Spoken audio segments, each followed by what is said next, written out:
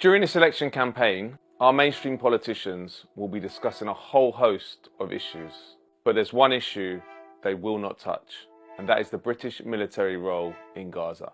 And you'd be forgiven for not knowing what that involvement is because the mainstream media has not covered it at all. At Declassified, we've been covering for 6 months what this British military involvement in Gaza is, and it's extensive. 200 spy flights have been sent by the UK military over Gaza since December. And these are flights that are in the air for 6 hours collecting intelligence. It includes a flight which was in the air when Israel assassinated 3 British aid workers. Survivors from the strike on the first vehicle tried to take cover in the second one, which was hit next. Then the wounded from there tried to get to the third car. The vehicles were targeted 3 times in succession until everyone was killed.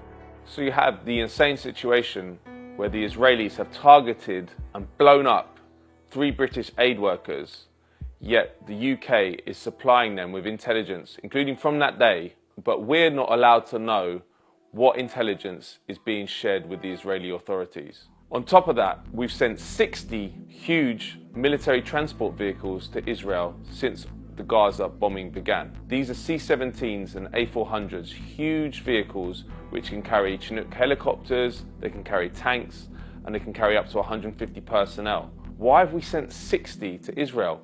Again, the British government refuses to give a full account of what has been on those flights. On top of that, we've been training Israeli soldiers in Britain while the genocide has been ongoing. The British government was also refusing to say how many Israeli military planes were visiting Britain. I published an article on Declassified UK with evidence that Israeli military planes had landed at 4 different locations within Britain.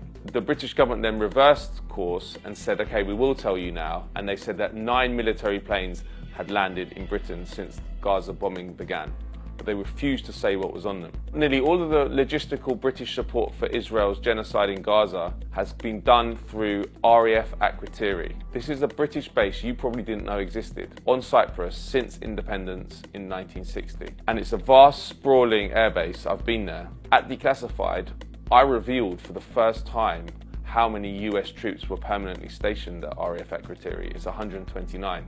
The Americans and the British had kept that secret for 50 years. And now the UK government says it won't tell us if the US is using that British base on Cyprus to transfer weapons to Israel. Haaretz, the main liberal newspaper in Israel, called RAF Akrotiri the main logistical hub for supplying Israel for its genocide in Gaza.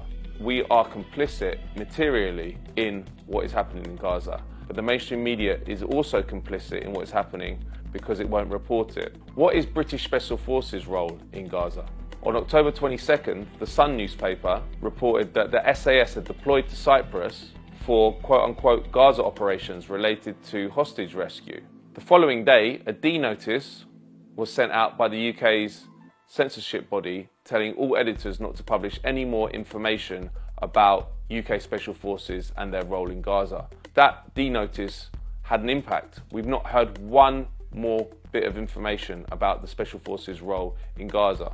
So every single editor, every single journalist which has information about the Special Forces role in Gaza is complicit in the genocide because the D notice is not binding. It's a voluntary system. So the only reason to abide by it is if you're in the service of the UK military, not in the service of journalism and truth. It is virtually impossible to get any information about Special Forces. And that's not because they want to defend British security. It's because they want to defend their security from you. They are operating all over the world, including in recent years in Yemen, Syria, Libya, Somalia, without any democratic oversight or without any knowledge of the British public. In the case of Gaza, it becomes extremely important because there are live war crimes and genocide investigations into Israel's operation in Gaza. Israeli Prime Minister Benjamin Netanyahu and Minister of Defense Yoav Gallant bear criminal responsibility for the following international crimes: starvation of civilians as a method of warfare, willfully causing great suffering, serious injury to body or health or cruel treatment, willful killing or murder, and intentionally directing attacks against a civilian population, as well as crimes against humanity of extermination and or murder. The fact that British Special Forces may have been involved is extremely worrying, and we need to know the truth. During this election campaign, Labour and Tory will try to present themselves as two different parties with two different visions for the country, but it's a lie. On domestic policies, there's virtually no difference. And on foreign policy, they are in lockstep completely. Everything I've told you about the British role in Gaza has been done by a Tory government, but every single part of it has been backed by the Labour Party. They are in lockstep when it comes to supporting the secret state and making sure that it has no accountability. All these operations that the British government are doing to support the genocide in Gaza are done with our money. It's taxpayers' money. During this general election, both Sunak and Starmer will be talking about making tough choices. I had to take that tough decision. If we take the tough decisions. Tough choices, it's not a soundbite. It's the day-to-day reality we will face if we win power.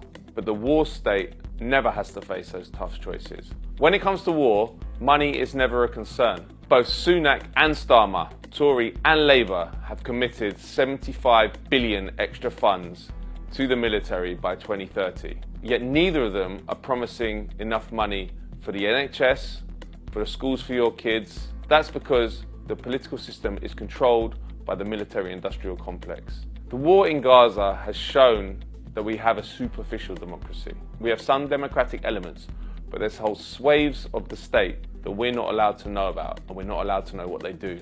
We're not allowed to know what our role in Gaza is. We're not allowed to know what our special forces are doing. We're not allowed to know if the US are using their bases in Britain to transport weapons to Israel. But we should know, and we must know, because it's being done in our name, with our money. And 70% of British people want a ceasefire now. So we need real democracy, and we need a political system that is responsive to the will of the people. And we need a military which does not operate in the shadows and contribute to some of the worst crimes in the world. If it was left to the mainstream media, we would know nothing about the British role in the bloodbath in Gaza. Thankfully, independent media has established itself in every corner of Britain. But this is only possible with your support. So please support Declassified UK and join Double Down News on Patreon.